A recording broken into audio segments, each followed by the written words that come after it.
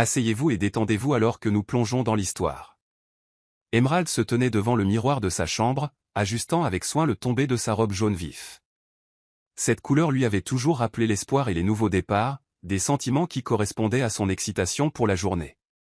Emmanuel, son partenaire de longue date, venait de la demander en mariage, et elle avait l'impression que l'univers s'était enfin aligné pour réaliser ses rêves.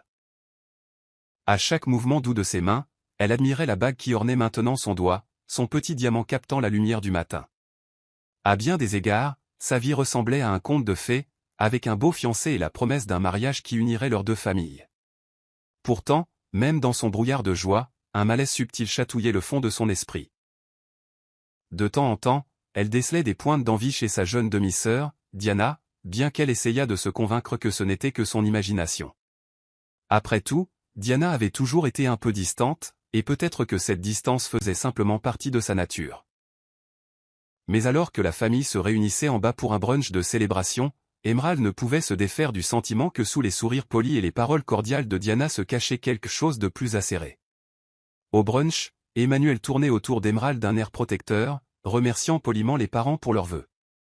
Diana, quant à elle, était assise au bout de la table, fixant intensément sa mousse chaque fois que l'attention se portait sur Emerald. Clara, la mère d'Emerald, louait ouvertement les fiançailles, racontant comment Emmanuel avait sollicité sa bénédiction des mois à l'avance. Toutes les quelques minutes, Clara lançait à Diana un sourire d'excuse, comme pour essayer de l'inclure dans la conversation. Cependant, Diana répondait par monosyllabes, avec un sourire forcé au mieux, refusant de croiser le regard d'Emerald. Emerald sentait la tension, mais résolue de l'ignorer, elle voulait que cette journée soit consacrée à la célébration, pas à la suspicion. Elle s'accrocha au bras d'Emmanuel, se remémorant toutes les années qu'ils avaient passées à construire une base de confiance. Elle décida que toute gêne persistante avec Diana s'estomperait sûrement une fois que les préparatifs du mariage commenceraient sérieusement. Plus tard, alors que le brunch touchait à sa fin, Emmanuel s'excusa pour prendre un appel, laissant Emerald momentanément seule avec Diana. Elle tenta une conversation légère, s'enquérant du travail et de la vie personnelle de Diana, mais les réponses de sa demi-sœur étaient sèches, parsemées d'une étrange pointe d'agressivité. « Je vais bien », répéta Diana sèchement, son visage trahissant une lueur d'irritation. Emerald essaya d'en rire, proposant d'aider à organiser la fête prénuptiale pour que Diana puisse partager la vedette en tant que demoiselle d'honneur. Pourtant, la mention du mariage ne fit qu'accentuer la distance dans les yeux de Diana. Quand Emmanuel revint, affichant son sourire rassurant, Emerald sentit une vague de calme l'envahir à nouveau. Elle décida que toute brouille avec Diana serait temporaire.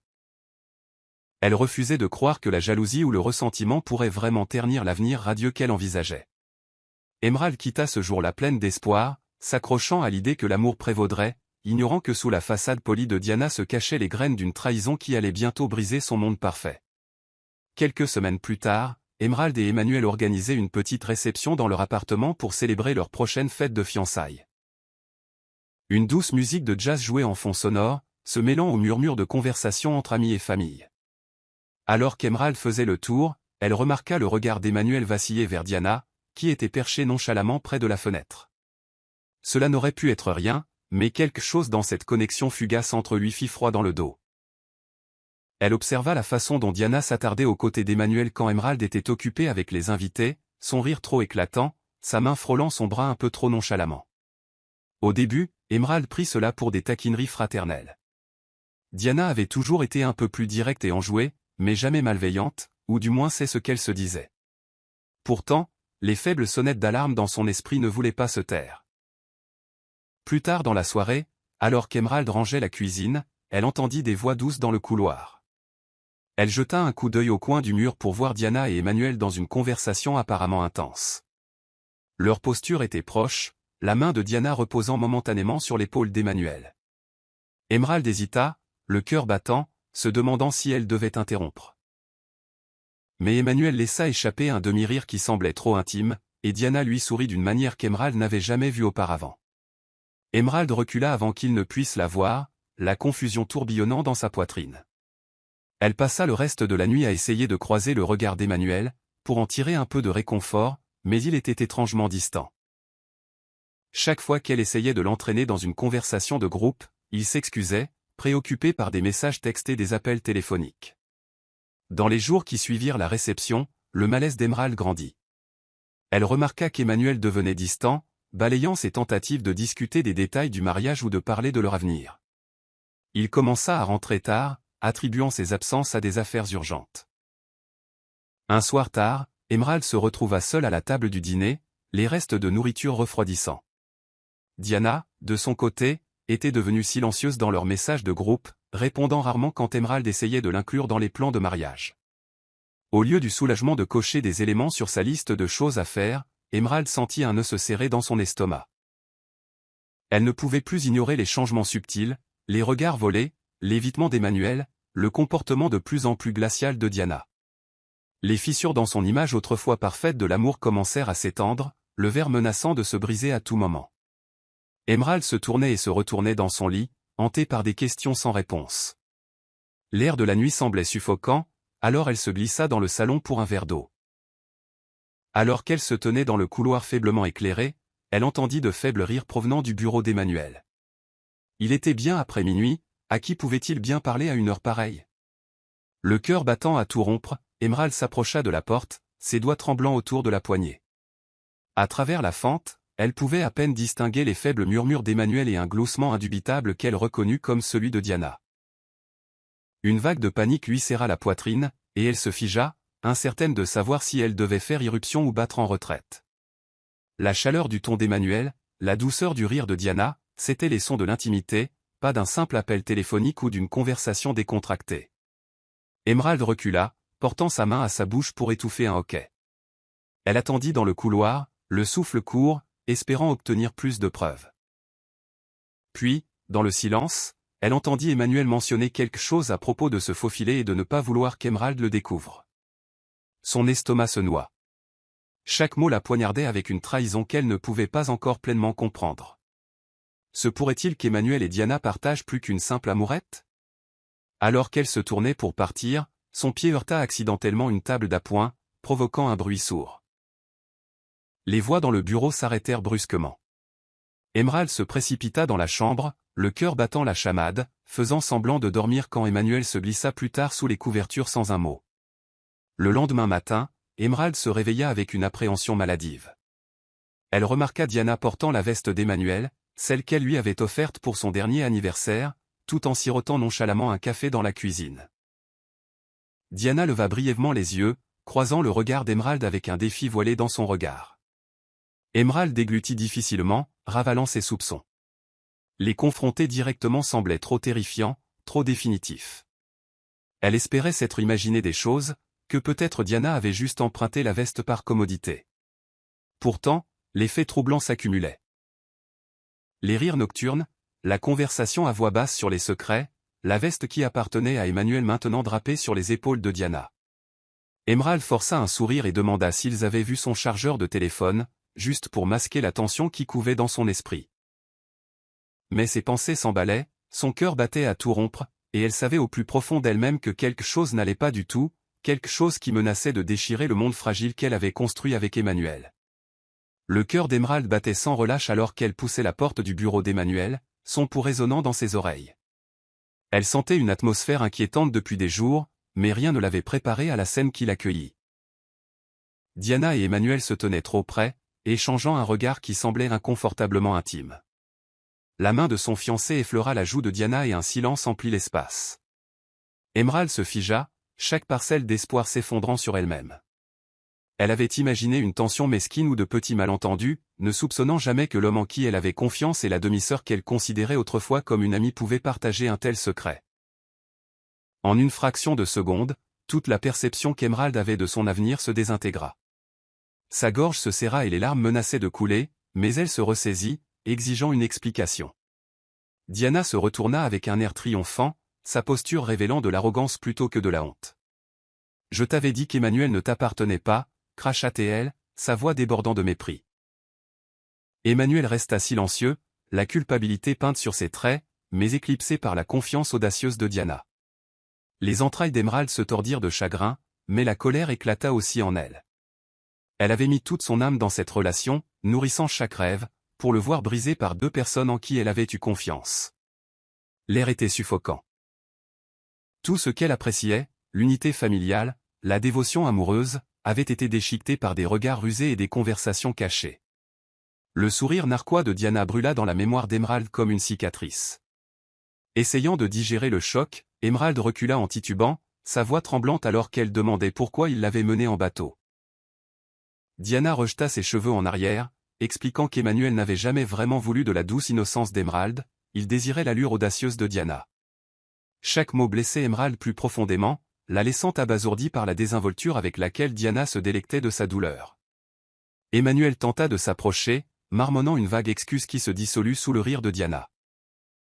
Les jambes d'Emerald semblaient faibles, mais elle redressa sa posture, refusant de s'effondrer devant eux. Même si son monde s'était effondré, elle ne leur laisserait pas le plaisir de savourer son humiliation. Rassemblant chaque once de dignité, elle tourna les talons, s'éloignant de la fracture de sa vie, incertaine si elle parviendrait un jour à réparer ses morceaux brisés. La fête de fiançailles d'Emerald se transforma en un spectacle de trahison. Des amis s'étaient réunis dans le lieu haut de gamme, s'attendant à une célébration de l'amour, mais des chuchotements se répandirent dès que Diana entra en se pavanant, accrochée au bras d'Emmanuel. La musique douce et les décorations de bon goût devinrent la toile de fond d'un étalage scandaleux. Emerald regardait depuis la périphérie, l'estomac noué. Chaque fois qu'un invité s'enquérait de l'endroit où se trouvait son fiancé, elle forçait un sourire poli, essayant désespérément de garder son sang-froid. Bientôt, Emmanuel monta sur la scène improvisée, avec Diana souriant narquoisement à ses côtés, comme s'ils avaient l'intention d'afficher leur nouvelle alliance. Les parents d'Emerald, incertains de la façon de réagir, échangèrent des regards nerveux, partagés entre la pitié pour Emerald et la curiosité pour le drame qui se déroulait. Au moment où Emmanuel prit le micro, Emerald retint son souffle, se préparant au pire. En effet, il se lança dans un discours froid et impersonnel, remerciant tout le monde de l'avoir soutenu, jetant un regard à Diana comme si c'était à elle qu'il devait tout. La foule murmura, stupéfaite. Emerald se tenait à l'écart, le cœur battant, les joues rougissant d'une agonie silencieuse. Sa mère tenta de calmer la tension croissante, mais son père baissa simplement le regard, semblant tout aussi mortifié. Jérémia, l'ami le plus proche d'Emerald, s'approcha d'elle, l'exhortant à fuir la réception, mais elle resta plantée là, un défi scintillant dans ses yeux embués de larmes. Elle refusait de fuir son propre événement, même si son ancien futur mari paradait sans vergogne avec Diana comme son choix. Lentement, la foule comprit le scandale. Le fiancé était avec la demi-sœur, laissant la mariée légitime dans un tourment émotionnel. Les conversations se turent pour devenir des chuchotements gênés. Les gens qui avaient défendu la dévotion d'Emmanuel envers Emerald furent stupéfaits de son audace. Certains partirent discrètement, incapables de supporter la scène. D'autres restèrent, fascinés par le choc qui se déroulait. Le pouls d'Emerald tonnait dans ses tempes alors que Diana s'avançait, acceptant la main d'Emmanuel comme une mariée tordue. Une vague de nausée agita Emerald, mais elle refusa toujours de s'effondrer en larmes devant eux. Ils avaient peut-être envahi son rêve le plus cher, mais elle ne leur accorderait pas la satisfaction de la voir s'effondrer. Avec un signe de tête tacite à Jérémie, elle pivota, leva le menton haut et sortit, laissant derrière elle les regards de pitié et les halètements d'horreur. Emerald trébucha dans la rue, les larmes coulant sur ses joues, sa robe élégante trempée par une averse soudaine. Les lumières de la ville se brouillèrent alors qu'elle essayait de reprendre son souffle. Chaque pas semblait plus lourd que le précédent, le poids de la trahison pesant comme une couverture étouffante. Elle avait imaginé cette nuit comme une célébration cruciale menant à son ils vécurent heureux, mais elle s'est terminée par un chagrin d'amour qu'elle n'aurait jamais cru possible. Chaque souvenir des promesses d'Emmanuel et des sourires forcés de Diana rejouait dans son esprit, se moquant de sa naïveté. Son téléphone vibra à plusieurs reprises, des appels inquiets de tantes et de cousines qui avaient été témoins de la scène. Mais elle ne pouvait se résoudre à parler à personne, elle était trop à vif, trop humiliée pour supporter l'avalanche de pitié. Finalement, Emerald se retrouva devant un petit café qui restait ouvert tard. Elle y entra en trébuchant, s'enfonçant dans un siège d'angle, les larmes tachant toujours ses joues. Le barista compatissant lui offrit une serviette chaude et une tasse de thé chaud, mais Emerald enregistra à peine ce geste aimable. Alors qu'elle essayait de respirer, elle se rappela les images fugaces de la main d'Emmanuel sur la taille de Diana. La trahison la blessa plus profondément que tout chagrin d'amour qu'elle avait connu. Quelque part dans le brouillard de ses pensées, elle réalisa qu'elle avait perdu non seulement un fiancé, mais aussi une figure de sœur qu'elle avait autrefois chérie. Cette double perte la vida d'une manière qui la laissa engourdie. Elle resta au café jusqu'aux premières heures du matin, regardant par la fenêtre la route vide. Elle savait que rentrer à la maison signifiait faire face aux accusations de sa belle-mère de surréagir, ou pire, faire face à la pitié de ceux qui avaient essayé de la mettre en garde. L'air de la nuit était froid quand elle sortit enfin, le bourdonnement lointain de la circulation la berçant dans un état d'acceptation épuisé. Elle avait toujours cru que le chagrin la rendrait plus forte, mais cela ressemblait à une blessure entièrement différente, une qui avait sectionné son lien avec la famille et l'amour d'un seul coup sauvage. S'accrochant au reste de sa dignité, Emerald héla un taxi de nuit, déterminée à chercher refuge auprès de Jérémy. Bien que son âme se sentît brisée, une étincelle silencieuse en elle lui disait qu'elle n'était pas encore finie. Elle refusa de laisser Emmanuel et Diana définir sa fin, même si elle n'avait pas la moindre idée de comment se reconstruire. Suite à son humiliation publique, Emerald trouva du réconfort auprès de la seule personne qui était restée inébranlablement à ses côtés, Jérémy, son confident d'enfance. Elle arriva en titubant dans son modeste appartement à l'aube, les yeux gonflés de larmes, le cœur tremblant dans sa poitrine. Jérémy, vêtu d'un pyjama froissé, l'accueillit avec une étreinte de soutien et sans poser de questions. Autour de tasses fumantes de thé au gingembre, Emerald finit par craquer, racontant chaque détail douloureux, l'effronterie de Diana, le mépris cruel d'Emmanuel et la complicité silencieuse de la famille. Jérémy écouta attentivement, ses traits marqués par l'empathie plutôt que par le choc. Il se doutait que quelque chose n'allait pas, mais n'avait jamais imaginé que la trahison était si profonde. Alors que le soleil se levait, Jérémy lui offrit son canapé et une couverture usée, insistant pour qu'Emerald se repose. Naomi, le chat de sauvetage gris de Jérémy, s'approcha et se blottit aux pieds d'Emerald comme si elle sentait sa détresse. Pour la première fois depuis des heures, Emerald se sentit assez en sécurité pour laisser les vannes s'ouvrir, les sanglots secouant son corps. Jérémy lui caressa doucement les cheveux, lui disant qu'elle méritait mieux qu'un fiancé qui pouvait si facilement abuser de sa confiance. Bien que ses paroles fussent simples, elles s'accrochèrent à la confiance en lambeaux d'Emerald comme une bouée de sauvetage. Dans sa torpeur à moitié endormie, elle murmura ses peurs, être seule, perdre le sens d'elle-même. Jérémy la rassura tranquillement en lui disant que la solitude valait mieux qu'une fausse compagnie. Emerald resta là pendant des jours, ignorant les appels des membres de sa famille qui étaient probablement trop embarrassés pour affronter sa misère.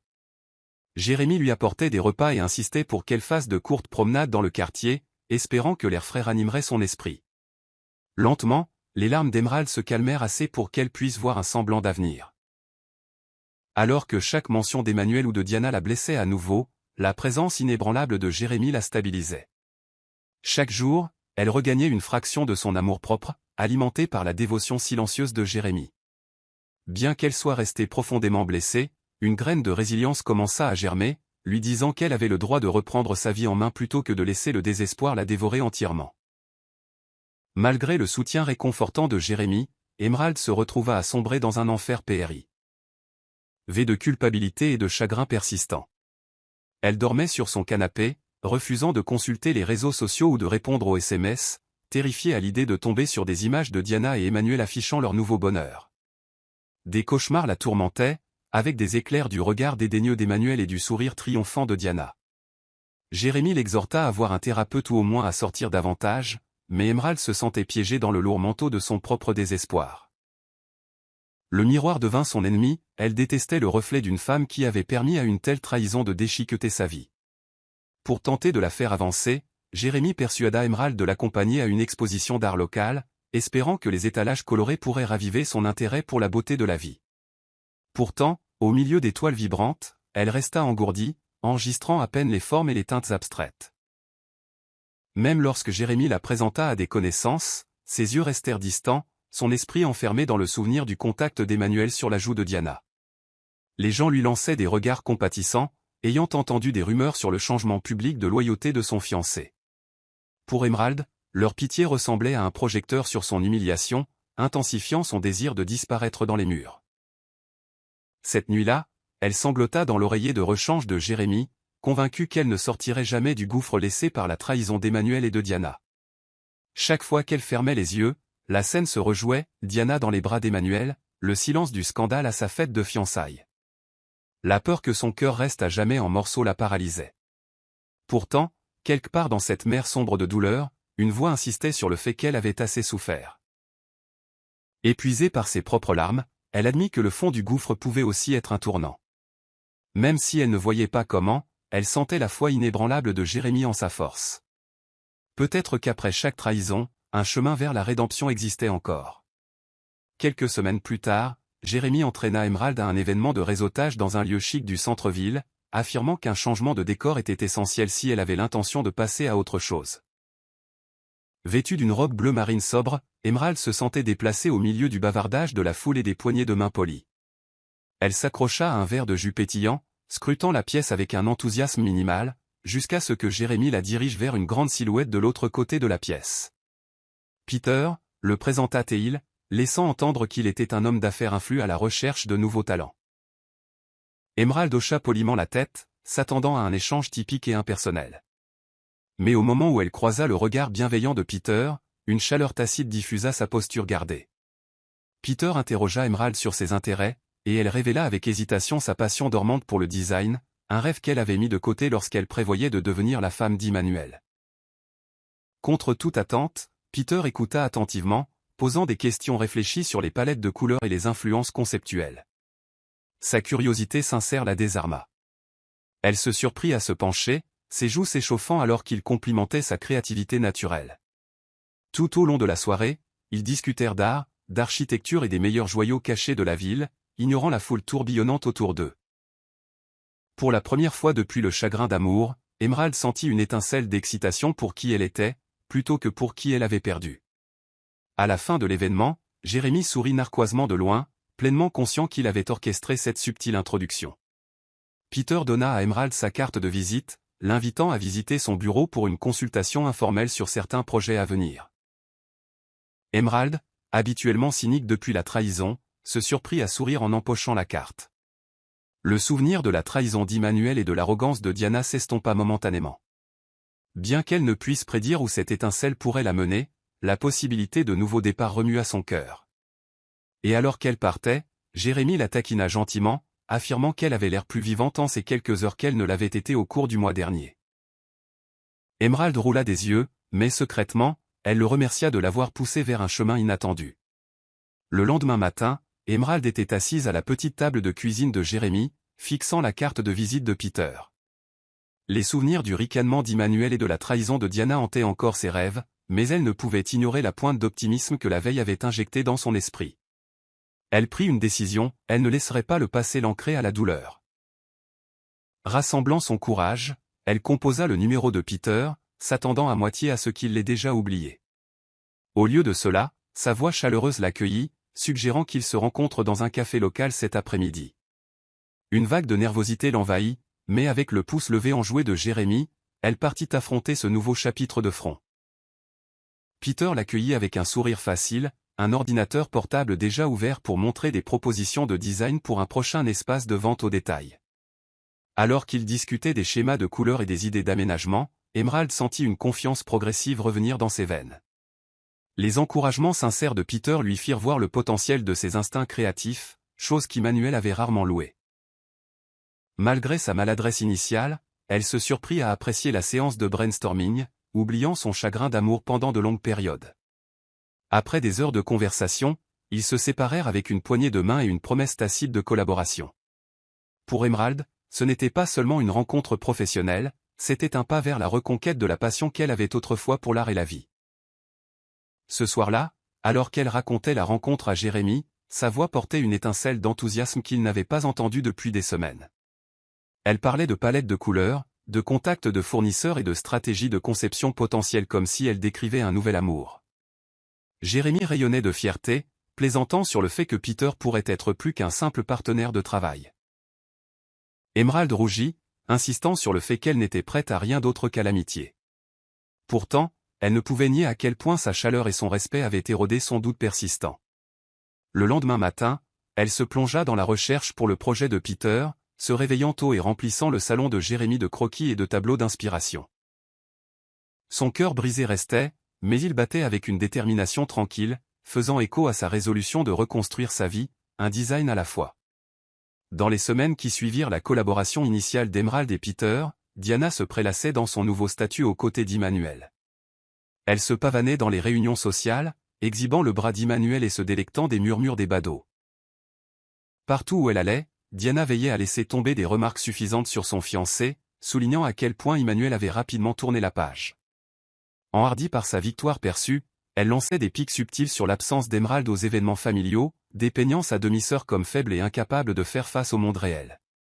En privé, cependant, Diana ressentait une lueur d'inquiétude face au regard parfois distant d'Emmanuel. Il semblait physiquement présent, mais mentalement à la dérive, et ses blagues ne parvenaient pas à raviver l'étincelle qu'elle sentait autrefois. Néanmoins, elle choisit le déni, se disant qu'elle avait gagné l'homme et que c'était tout ce qui comptait. Pendant ce temps, Emerald continuait à consacrer son énergie à son travail avec Peter, ignorant inconsciemment les commères qui rapportaient les vantardises de Diana. Jérémy eut vent de la dernière pendaison de crémaillère de Diana, qu'elle prévoyait de présenter comme la quintessence de son succès avec Emmanuel. Quand il transmit la nouvelle à Emerald, elle haussa simplement les épaules, essayant de se distancier émotionnellement du tourbillon toxique entourant sa demi-sœur. Pourtant, la nuit, des vestiges de l'ancienne douleur refaisaient surface, la faisant se demander si l'arrogance de Diana provenait d'un bonheur authentique ou de la peur de perdre l'attention d'Emmanuel. Malgré ses pensées lancinantes, Emerald persévéra, se rappelant qu'elle était en train de se forger une vie façonnée par sa propre valeur.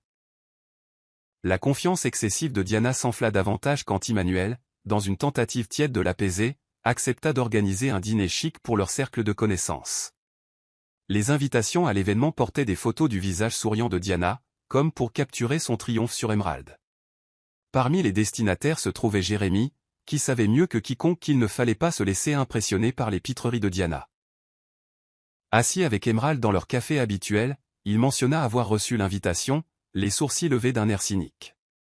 Emerald sirota son thé, son pouce accélérant au souvenir de Diana et d'Emmanuel. Mais elle se calma, jurant de ne pas laisser la fierté démesurée de Diana la détourner de son propre chemin.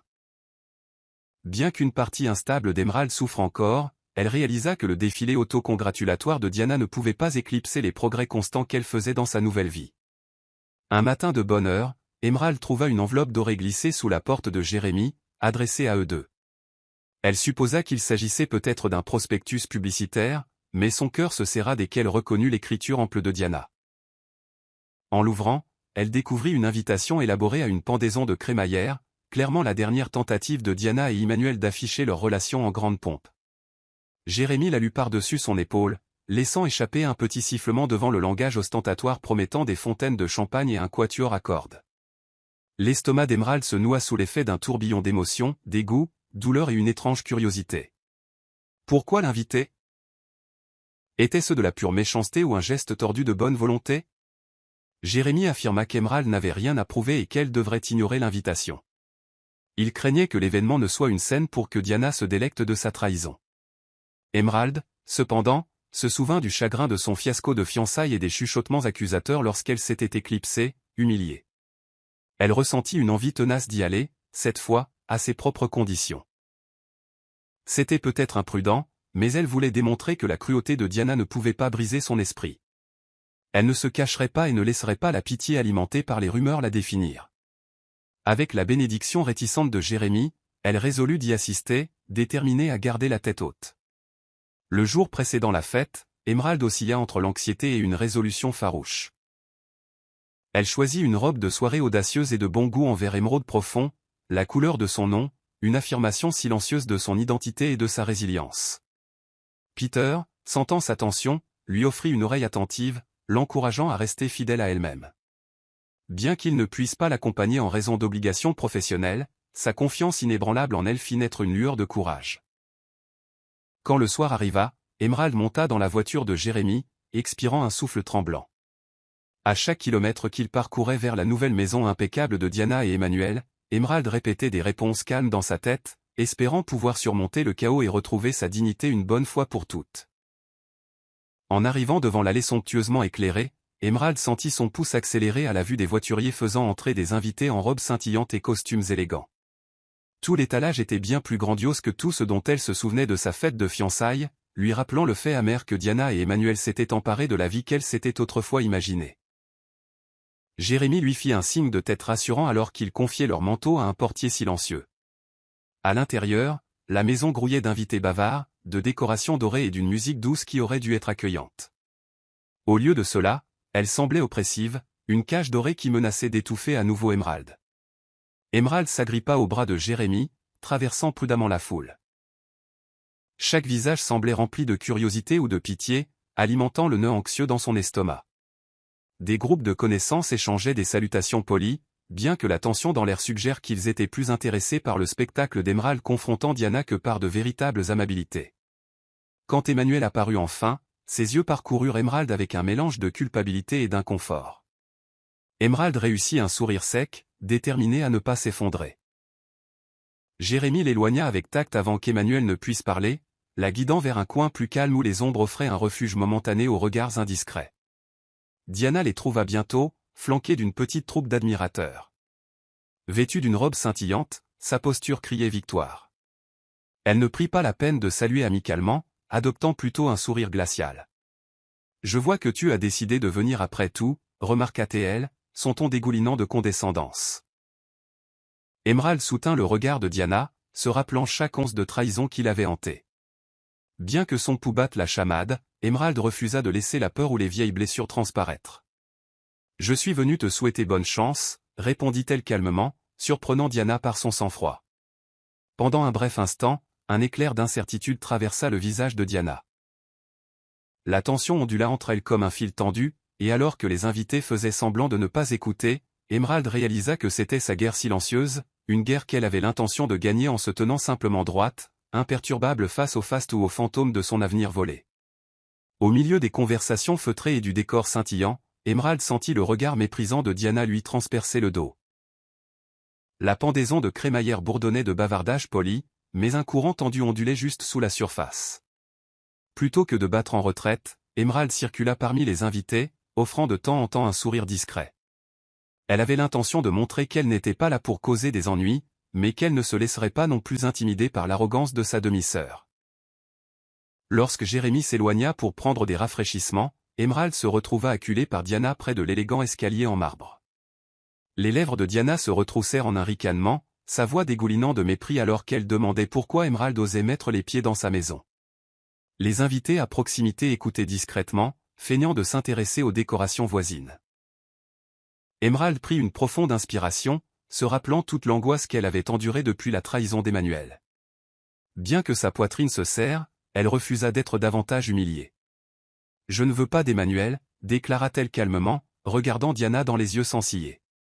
Elle prononça ces mots lentement, s'assurant que chaque syllabe résonnait clairement dans le silence qui suivit. Pendant une fraction de seconde, Diana hésita, la confusion vacillant sur ses traits. Mais elle reprit rapidement son sang-froid, riant amèrement et accusant Emerald de nourrir une jalousie secrète. L'hostilité et le venin dans le ton de Diana ajoutèrent une tension crépitante à l'air, poussant les spectateurs voisins à se rapprocher, anticipant une scène explosive. Emmanuel arriva juste au moment où la voix de Diana s'élevait. Il s'attarda au bord de la confrontation, incertain de devoir intervenir. Emerald lui lança un seul regard dédaigneux, son cœur ne battant plus pour son approbation. Elle répéta simplement « Je méritais mieux », puis tourna les talons et se dirigea vers le foyer. Le silence stupéfait derrière elle suffisait à l'affirmer. Jérémie se précipita à ses côtés, la félicitant tranquillement d'avoir géré la confrontation avec grâce. Dans son sillage, elle laissa Diana fulminante, Emmanuel l'air complètement déconcerté et un cercle d'invités curieux. Bien que son cœur porte encore les cicatrices de toute cette épreuve, Emerald découvrit en elle un puits inattendu de résilience, lui permettant de sortir la tête haute au lieu d'être écrasé par le poids de la méchanceté de Diana. Tard cette nuit-là, Emmanuel se retrouva sur le grand balcon qui surplombait les lumières de la ville. L'ivresse autrefois excitante de posséder une maison somptueuse avec Diana s'était dissipée. Chaque recoin de la maison lui rappelait les ambitions qu'il avait autrefois partagées avec Emerald, l'avenir qu'ils avaient construit dans des chuchotements pleins d'espoir. Alors que le vent agitait sa chemise, il se souvint de l'éclair de douleur dans les yeux d'Emerald des mois auparavant. Il s'était convaincu que choisir Diana était en quelque sorte justifié, mais voir Emerald quitter la fête avec assurance brisa ses illusions. La colère bouillonnante de Diana par la suite n'aida pas. Ses regards jaloux sur Emmanuel trahissaient la peur qu'il pense encore à Emerald. Dans le calme de ce moment, Emmanuel réalisa qu'il ne pouvait pas échapper à sa culpabilité en l'ignorant. Il rejoua la scène laide où Diana affichait publiquement leur relation, le silence qui suivit le départ d'Emerald et les quelques murmures qu'il entendit, certains le qualifiant de sans cœur, d'autres plaignant simplement Emerald. Il s'était autrefois délecté de la flatterie, mais il reconnaissait maintenant le son creux des compliments adressés à un homme infidèle. À table plus tôt dans la soirée, Diana avait tenté de s'extasier sur les projets de mariage, mais Emmanuel remarqua le vide dans sa propre poitrine. Peu importe le faste de l'événement ou le prix de la bague, cela ne réparerait jamais la fracture qu'il avait causée. En rentrant à l'intérieur, Emmanuel trouva Diana endormie sur le canapé moelleux. Il la regarda, cette femme qu'il avait choisie à la place d'Emerald, et sentit une pointe de doute qui lui retourna l'estomac. Était-ce vraiment ce qu'il voulait, ou était-ce juste une erreur imprudente et impulsive motivée par une excitation passagère? Il se leva, partagé entre le désir de rechercher Emerald pour s'excuser et l'acceptation sombre que leur amour était irréparable. Ses pas résonnèrent dans le couloir caverneux, chaque pas soulignant la solitude de sa nouvelle grande vie. Le regret s'installa profondément, un poids qu'aucune richesse ou statut social ne pouvait effacer. Loin du chaos de la pendaison de crémaillère de Diana, Emerald se jeta dans un projet avec Peter, canalisant sa tristesse et sa colère dans la créativité. Leur collaboration commença comme une modeste commande, la conception d'un intérieur de boutique, mais se transforma bientôt en une vaste entreprise commerciale. Emerald découvrit son talent pour combiner des esthétiques audacieuses avec des agencements fonctionnels. Encouragée par la foi inébranlable de Peter en son talent, elle commença à se constituer un portfolio. Plus elle mettait son cœur à l'ouvrage, plus elle sentait son estime de soi revivre. Là où le chagrin d'amour l'avait autrefois étouffé, l'ambition prospérait maintenant.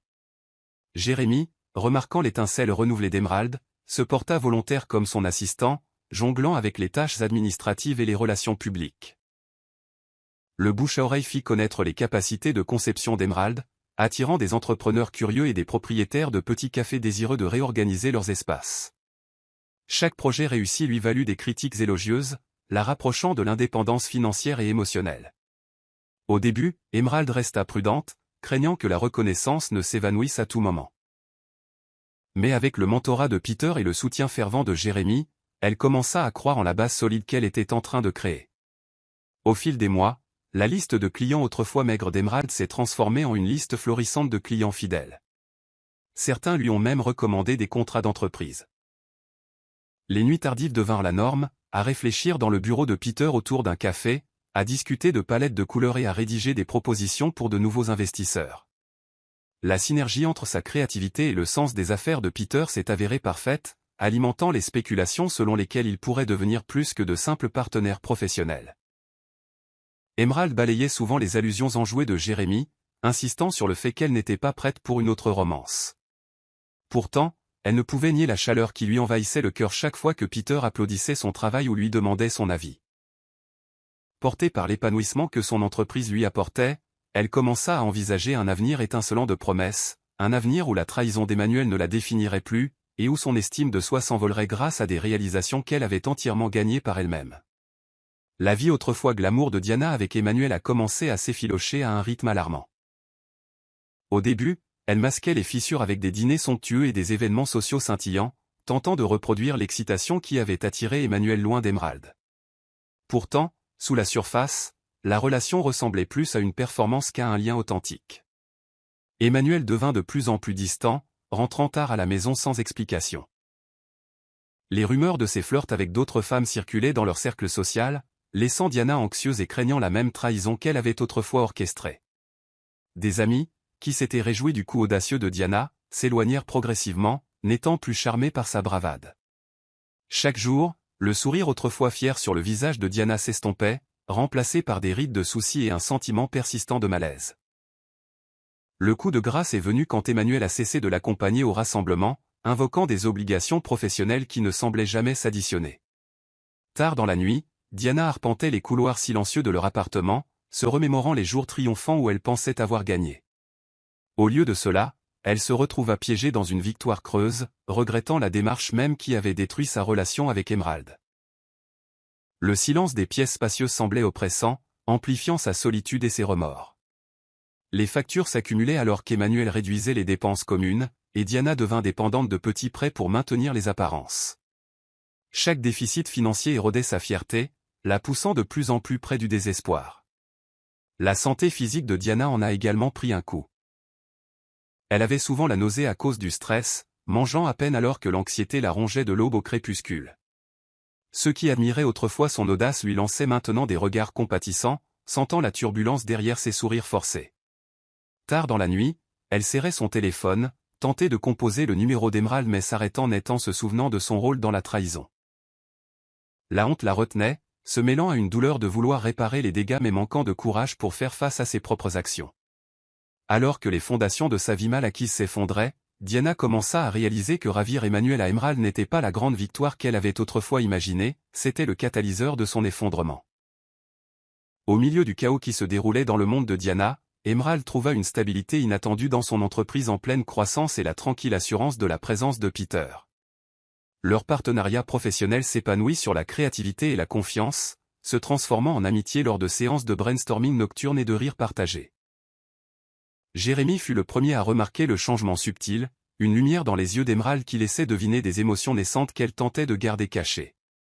Peter, lui aussi, sentit l'étincelle grandissante chaque fois qu'il discutait de palettes de couleurs ou débattait de concepts de design. Un soir, alors qu'il finalisait une proposition majeure, Peter s'arrêta, regardant Emerald avec une intensité qui fit battre son pouls. Un long silence les sépara avant qu'il ne parle enfin, la voix basse et mal assurée. Il admit qu'il ne se contentait plus d'être son partenaire commercial, il tenait profondément à elle, bien au-delà des contrats et des projets collaboratifs. Les joues d'Emerald s'échauffèrent, le poids de son histoire avec Emmanuel lui traversant l'esprit. Elle se souvint du chagrin qui avait autrefois brisé son estime de soi et l'idée de s'aventurer dans une autre romance la rendit appréhensive. Peter sentit son hésitation, précisant qu'il n'attendait rien d'immédiat, il voulait seulement qu'elle sache qu'elle avait ravivé en lui des sentiments qu'il croyait depuis longtemps endormis. Dans ce moment de franchise, la vulnérabilité d'Emerald perça à travers sa façade confiante, les larmes menaçant de couler. Elle ne pouvait nier à quel point les encouragements et la gentillesse inébranlable de Peter l'avaient aidée à reconstruire sa foi en elle-même et en l'amour. Pourtant, les souvenirs de la trahison d'Emmanuel se dressaient comme une barrière invisible qu'elle avait du mal à franchir. La confession de Peter resta dans les pensées d'Emerald pendant des jours, remuant des émotions qu'elle avait tenté de garder en sommeil. Jérémy la taquina gentiment, insistant sur le fait que Peter était exactement le type de partenaire qu'elle méritait, loyal, patient et honnête. Cependant, Emerald avait besoin de temps pour concilier ses blessures passées avec la possibilité d'un bonheur futur. Tard dans la nuit, elle arpentait le petit salon de son appartement, contemplant la différence entre le charme d'Emmanuel et la sincérité de Peter. Le contraste lui donnait de l'espoir. Finalement, elle accepta de rencontrer Peter pour un dîner tranquille, déterminée à voir si leur connexion pouvait évoluer en quelque chose de plus qu'une passion partagée pour le design. Même si la notion de romance teintait encore son cœur de prudence, la joie de voir quelqu'un l'apprécier pour ce qu'elle était, une personne de force et de vision, la poussait à aller de l'avant. Les difficultés financières de Diana atteignirent un point de rupture, culminant dans une scène pénible un après-midi pluvieux. Sa dernière once de fierté s'évapora lorsqu'Emmanuel coupa brusquement les ponts, laissant derrière lui des factures impayées et des comptes vidés. Poussée par la panique, Diana entra dans l'élégant immeuble de bureau d'Emerald, ignorant les regards méfiants des réceptionnistes qui la reconnurent d'après les rumeurs scandaleuses. Le décor moderne et impeccable contrastait fortement avec le désespoir gravé sur le visage de Diana. Faisant irruption dans l'espace de travail d'Emerald, Diana implora un prêt, sa voix oscillant entre le droit et la peur. Elle affirma n'avoir nulle part où aller, décrivant comment Emmanuel était parti, la laissant avec des dettes croissantes qu'elle ne pouvait espérer payer. Emerald inspira lentement, luttant contre le tourbillon de colère et de pitié que la situation de sa sœur évoquait. Elle se souvint, avec une clarté brute, du jour où Diana se tenait fièrement aux côtés d'Emmanuel, se délectant de l'humiliation publique d'Emerald. Maintenant, cette même audace était remplacée par des larmes et une lèvre tremblante. Jérémy, observant tranquillement depuis un bureau voisin, planait d'un air protecteur. Pourtant, Emerald ne montra aucun signe de vengeance émotionnelle. Au lieu de cela, elle rencontra le regard de Diana avec un sang-froid glacial, refusant gentiment sa demande. La douleur dans son cœur persistait, mais elle avait appris de son passé, lui donner de l'argent ne ferait que l'entraîner dans plus de chaos. Cependant, elle offrit des conseils, s'éloigner des schémas toxiques qui l'avaient menée ici. Les yeux de Diana débordaient de ressentiment, mais en dessous, Emerald décela une véritable tristesse. Elle exhorta Diana à chercher un emploi stable ou des amis compréhensifs qui pourraient l'aider à repartir à zéro. La tension dans l'air était palpable, comme si les deux sœurs se tenaient sur une corde raide entre l'amertume et une réconciliation potentielle. Cependant, Diana se hérissa, accusant Emerald de jugement, mais elle n'avait pas l'énergie de poursuivre sa tirade. Silencieusement, elle partit, les épaules affaissées par la défaite, ses pas résonnant dans le couloir silencieux du bureau. Emerald s'affaissa dans son fauteuil, le cœur battant, incertaine si son refus posé était sans cœur ou justifié. Jérémie lui fit un signe de tête silencieux de soutien. Pour le meilleur ou pour le pire, Emerald avait choisi l'autopréservation, refusant de permettre les cycles toxiques de Diana. Dans les semaines qui suivirent, la cour douce de Peter devint plus intentionnelle. Les longues nuits de travail se transformèrent en dîners dans des cafés chaleureux, où ils discutaient de tout, de la théorie des couleurs aux rêves d'enfance. Il se présentait à l'improviste avec du café, louait la croissance d'Emerald et lui offrait un soutien émotionnel indéfectible lorsque les cauchemars d'Emmanuel refaisaient surface. Bien qu'initialement prudente, Emerald se permit progressivement de savourer ses affections. Chaque rire partagé ou petit geste lui rappelait que la confiance pouvait être reconstruite, surtout lorsqu'elle était nourrie par la patience et la gentillesse. Jérémie observait la relation naissante avec un sourire entendu, défendant tranquillement le droit d'Emerald au bonheur. Un soir frais, Peter organisa une petite réunion pour les amis et les collègues afin de célébrer une étape importante dans l'entreprise de design d'Emerald. Des bougies illuminaient la terrasse intime du restaurant et les rires se mêlaient au bourdonnement lointain de la circulation urbaine. Au milieu du dîner, Peter se leva, s'éclaircissant la gorge. Le pouls d'Emerald s'accéléra, une pointe d'anticipation dans l'air. Avec une expression sincère, il parla de sa force et de son courage, décrivant les nombreuses façons dont elle l'inspirait quotidiennement. Avant qu'Emerald ne puisse traiter la chaleur qui lui envahissait la poitrine, Peter s'agenouilla, présentant une bague qui scintillait de promesses tacites. Des halètements parcoururent le groupe, et Emerald porta une main à sa bouche, les larmes aux yeux. La demande en mariage de Peter était tout ce que les premières fiançailles d'Emerald n'étaient pas, personnelles, sincères et exemples de spectacles qui éclipsaient ses sentiments. Un silence tomba alors qu'elle parcourait le cercle de visages encourageants, Jérémie souriant largement, les collègues applaudissant doucement. À ce moment-là, elle vit clairement la différence entre une illusion d'amour et un partenariat authentique fondé sur le respect mutuel. Son oui vint doucement, bien qu'il résonne avec la force d'un cœur renouvelé. Une pause éclata, et la bague que Peter lui glissa au doigt ressembla à une célébration tangible de son voyage du chagrin à l'espoir. Même si les larmes coulaient sur ses joues, elles avaient le goût de la joie, réaffirmant que, bien que la trahison l'ait autrefois brisée, elle ne pourrait jamais éteindre sa capacité à aimer à nouveau. La vie de Diana s'est effondrée morceau par morceau après qu'Emmanuel l'ait brusquement quittée.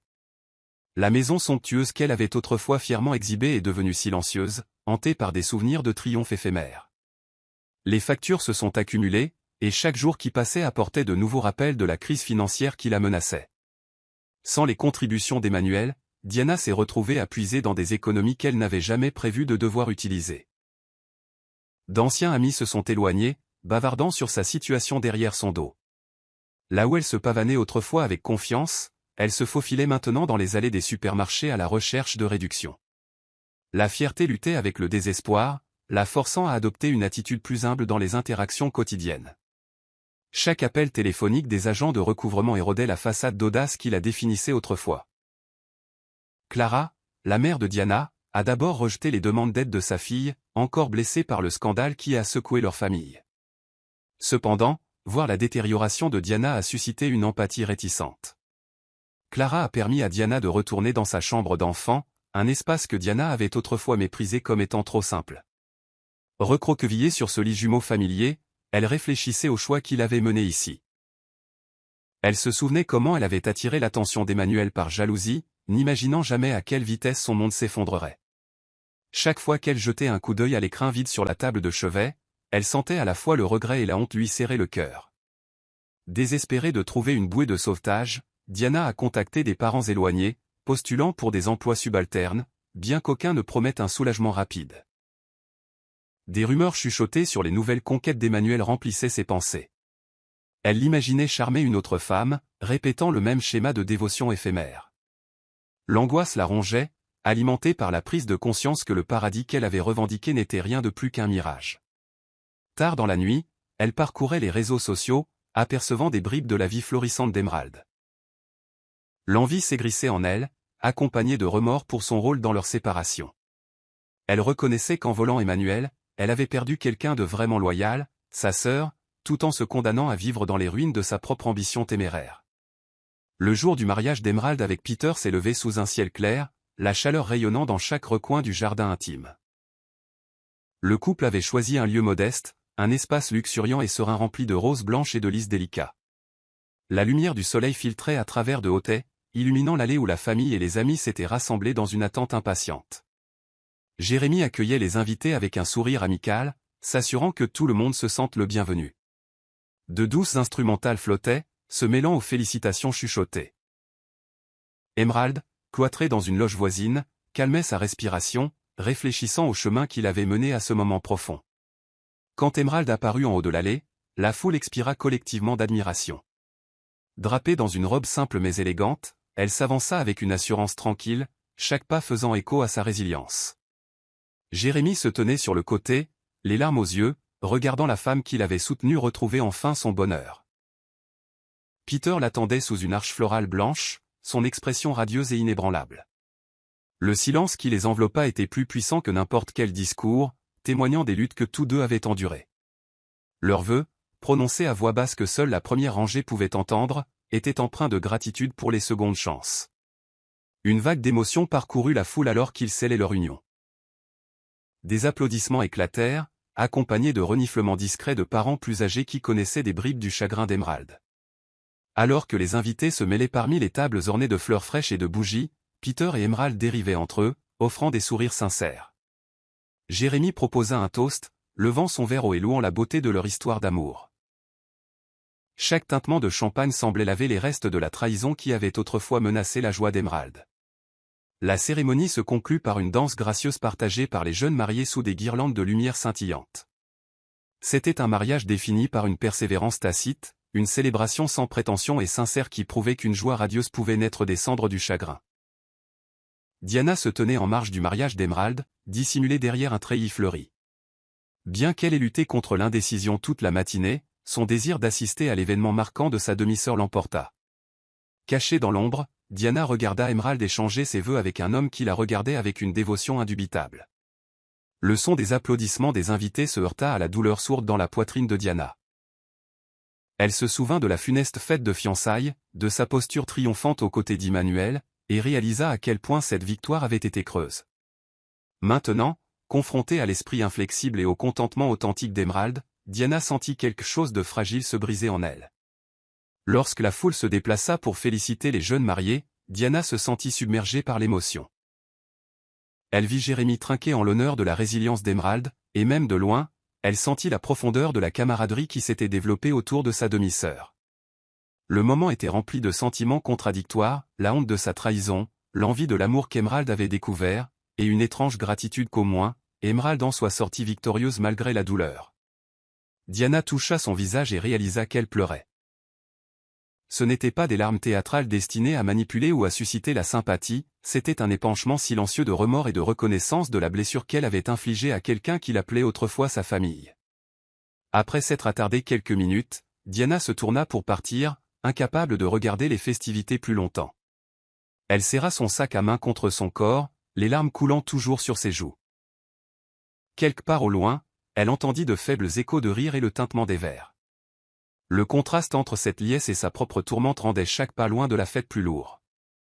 Il lui apparut que peut-être son envie n'avait jamais porté sur Immanuel. Elle enviait plutôt la bonté d'Emerald, sa capacité à aimer de tout son cœur, même face à la tromperie. Avec un dernier regard sur la célébration rayonnante, Diana s'éloigna, souhaitant le meilleur pour la sœur qu'elle avait lésée, mais trop accablée par la culpabilité pour dire un mot de félicitation.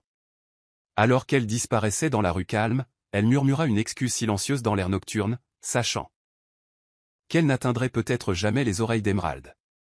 La vie d'Emerald est entrée dans une phase joyeuse alors qu'elle et Peter s'installaient dans le bonheur conjugal.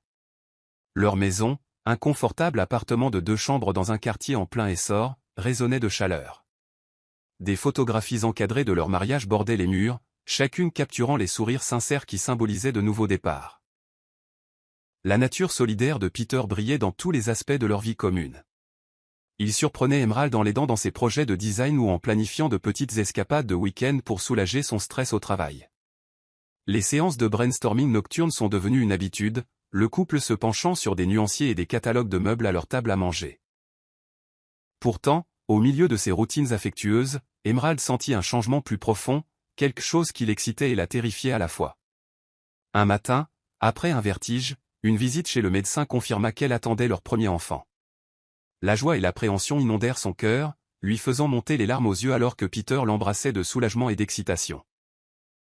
La grossesse ramena des souvenirs de chagrin et de trahison, remuant la douleur persistante qu'Emmanuel et Diana avaient autrefois infligée. Mais chaque fois que l'inquiétude menaçait de consumer Emerald, elle trouvait du réconfort dans la dévotion inébranlable de Peter. Il l'accompagna à chaque examen prénatal, lui tenant la main pendant les prises de sang et les échographies. Le rythme cardiaque de leur enfant sur le moniteur a réaffirmé que la beauté pouvait émerger des cendres d'un fiançailles ruiné. Jérémy, ravi de la nouvelle, a insisté pour gâter Emerald avec des repas faits maison, passant à l'improviste certains soirs avec des plats en cocotte et des conseils nutritionnels qu'il avait glanés sur Internet. Emerald a ri de son empressement, reconnaissante envers l'ami fidèle qui avait été à ses côtés au plus bas. Alors que son ventre s'arrondissait, Emerald s'est lentement adaptée à l'idée de la maternité. Les pensées d'Emmanuel s'estompèrent, remplacées par la joie de nourrir une nouvelle vie. Parfois, la nuit, elle posait sa main sur son ventre de femme enceinte, se rappelant comment elle croyait autrefois que son avenir tournait autour d'un homme qui la considérait comme jetable. Maintenant, elle comprenait la vérité. Le bonheur s'épanouissait lorsqu'il était partagé avec ceux qui chérissaient chaque parcelle de son esprit. À chaque coup de pied flottant et rendez-vous important, Emerald ressentait un sentiment de but croissant, son cœur n'étant plus lourd de chagrin. Cette grossesse représentait un nouveau chapitre, prouvant qu'une fiançaille rompue n'était pas la fin de son histoire, mais le catalyseur d'une bénédiction encore plus profonde. La nouvelle de la grossesse d'Emerald s'est répandue par le biais de connaissances communes et des médias sociaux, atteignant finalement Emmanuel. Il est tombé sur le message d'un ami félicitant le couple rayonnant et a ressenti une douleur inconnue dans sa poitrine. Il avait passé des mois dans un brouillard de déni, évitant toute mention du nom d'Emerald pendant que sa relation avec Diana s'effondrait. Pourtant, voir le sourire radieux sur le visage d'Emerald, sa main reposant protectrice sur son abdomen, a provoqué une vague de regret qui a menacé de le faire tomber. Il s'est souvenu du moment où il l'a rencontrée pour la première fois, de ses sourires timides, de sa foi inébranlable en l'amour, et a réalisé à quel point il avait complètement brisé sa foi. Le silence froid de son appartement maintenant vide lui a rappelé les nuits où il avait choisi l'excitation plutôt que la loyauté. Poussé par une impulsion qu'il ne pouvait pas tout à fait contrôler, Emmanuel a pris son téléphone et a tapé un message à Emerald, mais il a hésité à appuyer sur envoyer. Quel mot pourrait éventuellement expier la trahison et le chagrin qu'il lui avait laissé? Il s'est imaginé la scène qui s'était déroulée à la fête de fiançailles, Diana s'accrochant à son bras tandis que les larmes d'Emerald imploraient silencieusement des réponses. Maintenant, elle avait manifestement trouvé à la fois des réponses et le bonheur ailleurs. Ravalant sa fierté, il se contenta d'une brève félicitation, une maigre tentative de reconnaître sa nouvelle vie. Après l'avoir envoyé, il ressentit un tourbillon d'émotions creux, quelque part entre le soulagement et le désespoir. Mais le message ne reçut aucune réponse, confirmant que le chemin qu'ils parcouraient chacun était à jamais bifurqué.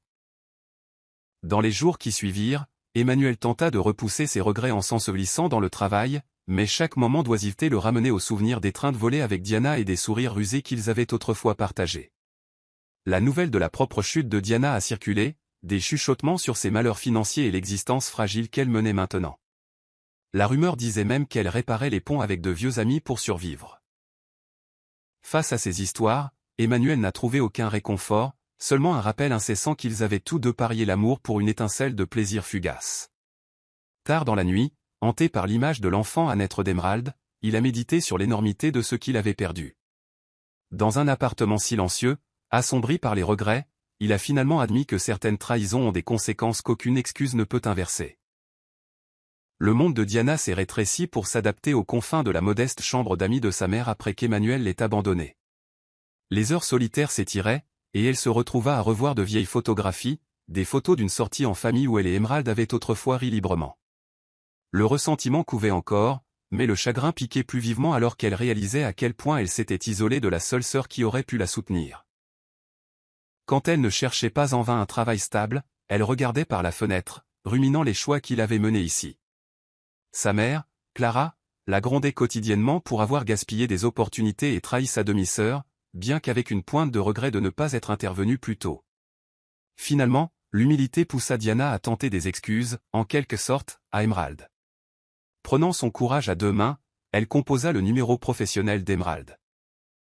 Jérémie répondit, son ton glacial mais poli, lui demandant de laisser un message. Diana rassembla le peu de fierté qui lui restait pour exprimer de vagues excuses, reconnaissant que ses actions étaient cruelles et mal avisées. Les jours passèrent sans réponse, mais à sa grande surprise, une lettre arriva de l'entreprise d'Emerald, lui offrant un poste de commis aux données à l'essai si elle était sérieuse dans sa recherche d'un travail stable. La lettre se terminait par un avertissement que cette opportunité était un privilège, pas une seconde chance de saboter la vie de qui que ce soit. Les yeux de Diana se remplirent de larmes, à la fois de honte et de gratitude prudente. Se présentant pour son premier jour dans la firme de design en pleine expansion d'Emerald, Diana sentit le poids de chaque regard suspicieux des employés qui connaissaient son histoire. Elle garda la tête basse, se concentrant avec diligence sur les feuilles de calcul et les tâches administratives. De temps en temps, elle apercevait Emerald passer dans le couloir, son ventre de femme enceinte visible sous son chemisier chic. Leurs regards se croisèrent brièvement, celui d'Emerald gardé, celui de Diana plein de remords, mais aucun mot ne fut échangé. Malgré le malaise, Diana trouva du réconfort dans le rythme régulier du travail, trouvant progressivement sa place dans le rôle. Elle réalisa que le chemin de la rédemption n'était ni rapide ni garanti, mais elle était déterminée à avancer de manière responsable, même si chaque pas semblait teinté de l'écho douloureux de sa trahison passée. La firme de design en pleine expansion d'Emerald bourdonnait d'énergie, un contraste frappant avec la solitude qu'elle ressentait autrefois après la trahison d'Emmanuel. Les murs du bureau affichaient des tableaux d'humeur colorés et des croquis, un reflet tangible de sa créativité. Elle avait récemment organisé une journée portes ouvertes pour célébrer la croissance de l'entreprise, invitant des pairs de l'industrie, des amis et même quelques anciens camarades de classe. D'élégants arrangements floraux bordaient le bureau de la réception et une musique douce jouait en arrière-plan, créant une atmosphère d'optimisme. Jérémie accueillait les invités avec son sourire chaleureux habituel, gardant subtilement un œil sur Diana, qui travaillait maintenant discrètement dans l'arrière-boutique. Emerald se tenait près d'un grand tableau de vision, présentant le parcours de ses premiers projets à ses réalisations actuelles. L'observation de la chronologie lui rappela le chemin parcouru, prouvant que la douleur n'avait pas défini son chemin, mais l'avait propulsé vers de plus grandes réalisations. Dans un moment de calme, Peter arriva, portant un bouquet de tournesol qui illumina encore plus la pièce. Il trouva Emerald debout près d'un panneau de présentation, présentant son dernier concept de design d'intérieur. L'enlaçant par la taille, il lui murmura des félicitations, lui offrant un moment de sérénité au milieu de la foule animée. Elle ferma brièvement les yeux, se remémorant les humiliations de son passé, puis les ouvrit pour voir un avenir façonné par sa propre résilience. Le contraste frappant entre le regard dédaigneux d'Emmanuel et la présence inébranlable de Peter la revigora. Jérémie les rejoignit bientôt, levant un verre de jus pétillant pour un petit toast. Au nouveau départ, dit-il en trinquant. Emerald sentit des larmes lui piquer les yeux, submergée par la gratitude pour le cercle de soutien qu'elle avait rassemblé autour d'elle. Plus tard, alors que la journée portes ouvertes touchait à sa fin, Emerald se glissa dans un couloir tranquille pour reprendre son souffle. Là, elle aperçut Diana fixant un tableau d'affichage rempli des réalisations de l'équipe et des témoignages de clients louant le travail d'Emerald. D'abord hésitante, Emerald s'approcha. Pendant un moment, aucune ne parla. Les yeux de Diana brillaient d'un mélange complexe d'envie et de regret. Emerald, sentant le poids de leur passé, toucha doucement le bras de Diana et la remercia pour ses récents efforts dans l'entreprise. Bien que la conversation fût brève et quelque peu tendue, elle contenait une branche d'olivier timide. À cet instant, Emerald comprit qu'honorer les nouveaux départs ne consistait pas seulement en ses propres triomphes, cela signifiait aussi permettre à des gens comme Diana une chance de changer. Les deux se séparèrent sans plus de mots, mais une entente silencieuse passa entre elles, laissant entrevoir un avenir non régi uniquement par la trahison.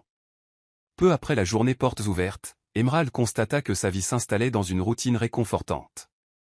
Le matin, elle échangeait des idées avec son équipe de design et discutait des progrès avec Jérémie.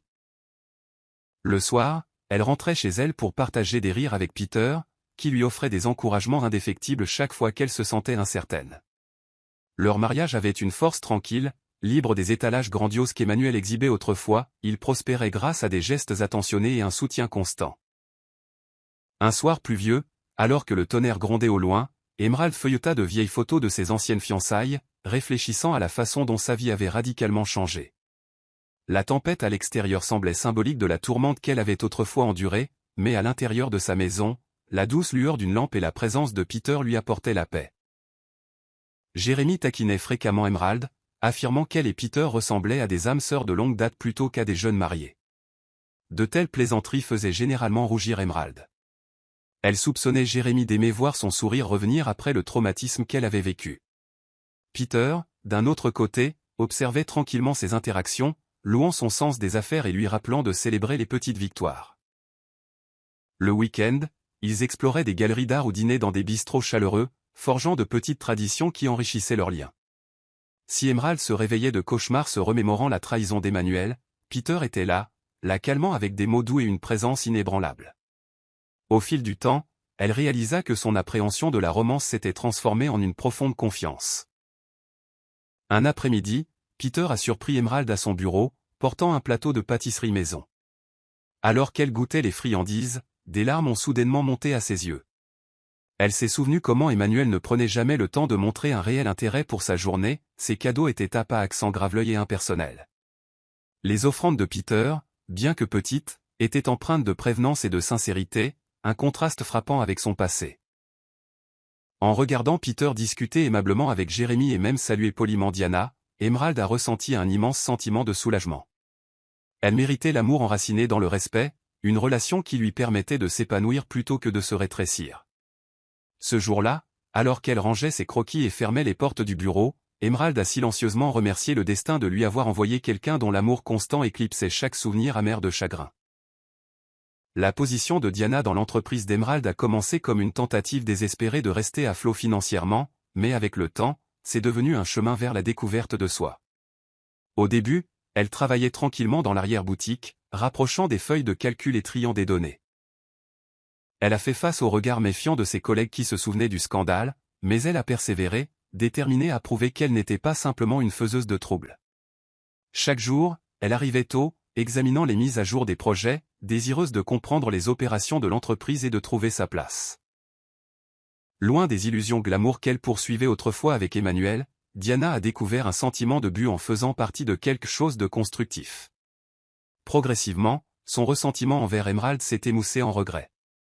Elle a observé le leadership compatissant d'Emerald, le contrastant avec l'amertume à laquelle elle s'était accrochée. Les nuits tardives ont vu Diana s'attarder à son bureau, repensant à ses choix de vie et à la façon dont l'envie l'avait égarée. Jérémie, initialement froid, a remarqué son dévouement. Il offrait parfois de petits gestes, une tasse de café, un conseil rapide sur la façon d'améliorer un rapport. L'environnement de bureau favorisait la civilité, et au fil des semaines, les murs de la méfiance ont commencé à s'adoucir. Un week-end, Jérémie est resté tard pour finaliser une présentation, et Diana a timidement demandé s'il avait besoin d'aide. Leur conversation a été laconique mais courtoise, marquant un pas vers la reconnaissance de la présence de l'autre sans hostilité. Un après-midi pluvieux, Diana a rassemblé son courage pour envoyer un court email à Emerald, « Merci de me permettre d'être ici. Je suis désolée. » Elle ne s'attendait pas à une réponse mais se sentait obligée d'offrir une sorte de pénitence pour le mal qu'elle avait causé. Quand Emerald a répondu « Concentre-toi sur ton travail, nous méritons tous une seconde chance », les yeux de Diana se sont remplis de larmes. Pas de pardon fleuri, mais pas de condamnation manifeste. C'était une reconnaissance simple et mesurée que, bien que le passé ait fait immensément mal, elle pouvait coexister sans alimenter de vieilles querelles. Au fil des jours, Diana se sentit de plus en plus épanouie par les résultats tangibles de son travail. Elle reconnut que la rédemption n'arriverait pas par de grands gestes, mais par un effort constant et de l'humilité, des qualités qu'elle avait négligées pendant si longtemps. Les années passèrent doucement, et la vie d'Emerald scintilla des récompenses de la persévérance. Sa firme de design s'agrandit dans un espace de travail plus grand, avec des salles de conférences au sommet et une équipe créative bourdonnante. Le soutien indéfectible de Peter l'aida à gérer la pression de la croissance, tandis que Jérémie continua d'être un allié essentiel, équilibrant l'humour avec une loyauté sincère. Le bureau prospéra, mais le monde personnel d'Emerald aussi. Elle et Peter accueillirent une fille nommée Amara, dont la curiosité aux yeux écarquillés reflétait les rêves de jeunesse d'Emerald. La nuit, alors qu'Amara dormait doucement dans son berceau, Emerald réfléchissait au chagrin qu'il avait autrefois consumé, s'émerveillant de la façon dont ses blessures avaient alimenté sa transformation plutôt que sa disparition. Lors de la célébration du 5e anniversaire de l'entreprise, les invités applaudirent le discours entraînant d'Emerald sur le triomphe sur l'adversité. Diana se tenait parmi eux, applaudissant tranquillement. Elle n'était plus la figure arrogante qui avait exhibé Emmanuel, au lieu de cela, elle se fondait dans la masse, portant une modeste robe noire et une expression humble. Bien que la tension entre elles subsiste en filigrane, elles avaient forgé une paix fragile, Diana se concentrant sur sa propre croissance, Emerald ne nourrissant plus d'amertume. Leur mère, qui avait autrefois négligé la rivalité fraternelle naissante, regardait les sœurs avec un mélange discret de fierté et de regret. Pourtant, le simple fait qu'elles coexistent dans la même pièce sans hostilité était un progrès suffisant. Une fois l'événement terminé, Peter conduisit Emerald sur le balcon, où les lumières de la ville scintillaient au loin. Il passa un bras autour de sa taille, lui murmurant des mots d'admiration pour tout ce qu'elle avait accompli. Les yeux d'Emerald se remplirent de larmes, cette fois non de douleur, mais de gratitude. Le chagrin infligé par Emmanuel et Diana ressemblait à un lointain souvenir, un rappel de la façon dont elle avait découvert sa propre résilience. Dans ce moment de calme, elle remercia silencieusement l'amitié inébranlable de Jérémie, l'amour constant de Peter et les leçons inattendues qui ont façonné son destin. Des fiancés volés aux nouvelles fondations, son voyage était la preuve qu'à partir d'un chagrin d'amour, on pouvait se forger une vie digne d'être vécue, brillante, triomphante et libérée des ombres de la trahison. C'est la fin de l'histoire, qu'avez-vous appris de cette histoire? Déposez vos pensées dans la section des commentaires.